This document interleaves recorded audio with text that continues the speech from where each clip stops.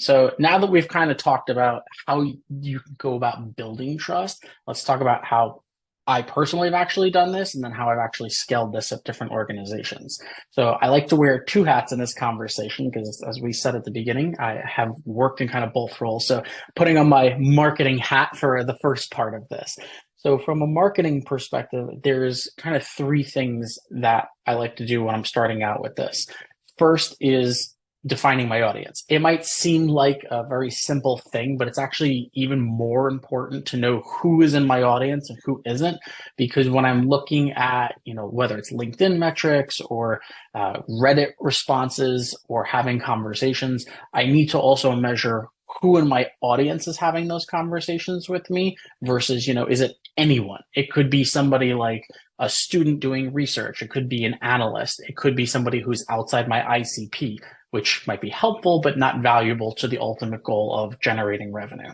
So knowing what my audience looks like, and it could contain different types of people in my audience, is step number one.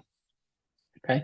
Step two is kind of figuring out where they like to hang out. I think we all know that everyone in the sales and marketing world is really hanging out a lot on LinkedIn these days, right? You can find quite a few people on there.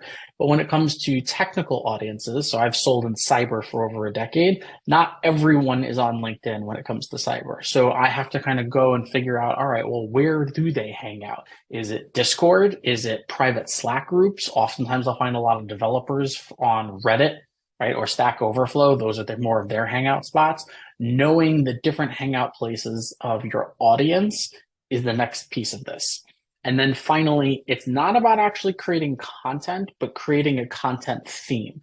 So for example, if I go back to my PCI example from earlier, if I'm doing if I'm selling a solution or doing services around PCI specifically, I'm not going to go create content or post something on social about the healthcare space because one has really nothing to do with the other.